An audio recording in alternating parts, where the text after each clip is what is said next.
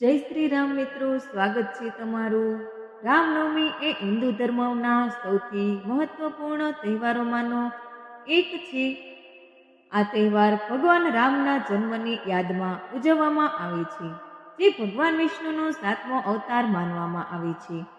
Hindu calendar મુજબ રામનવમી ચૈત્ર મહિનાના શુક્લ પક્ષની 9મી તારીખે ઉજવવામાં આવે છે।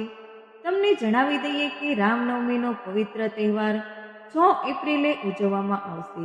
હવે આપણે રામનવમીના દિવસે શું કરવું તેના વિશે જાણીએ તો સવારે વહેલા ઉઠો, સ્નાન કરો અને સ્વસ્થ વસ્ત્રો પહેરો। ભગવાન શ્રી રામની પૂજા અને ઉપવાસ કરવાનો સંકલ્પ કરો। તમારા મનમાં શુદ્ધ વિચારો રાખો અને દિવસભર સાત્વિક ખોરાક લો।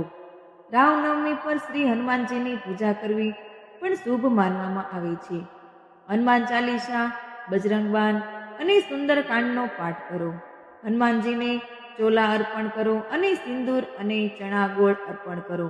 આ દિવસે જરૂરિયાતમંદોને ભોજન અને વસ્ત્રોનું દાન કરો।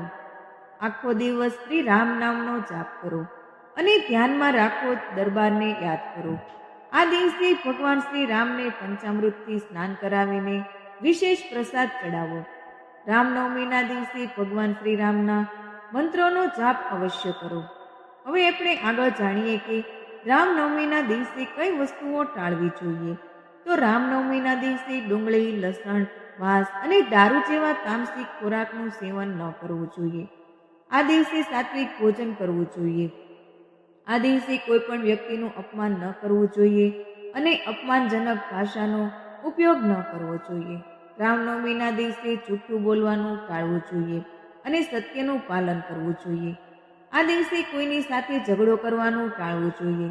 આ દિવસે ઘરે આવનાર કોઈ પણ વ્યક્તિએ ખાલી હાથ પાછા ન જવું જોઈએ। ભગવાન શ્રી રામ તેનાથી નારાજ થઈ શકે છે, તેથી આ બાબતોનું ખાસ ધ્યાન રાખો। તો મિત્રો, વિડીયો પસંદ આવ્યો હોય તો ચેનલને લાઈક, શેર અને સબસ્ક્રાઈબ કરવાનું ભૂલતા નહીં। જય શ્રી રામ।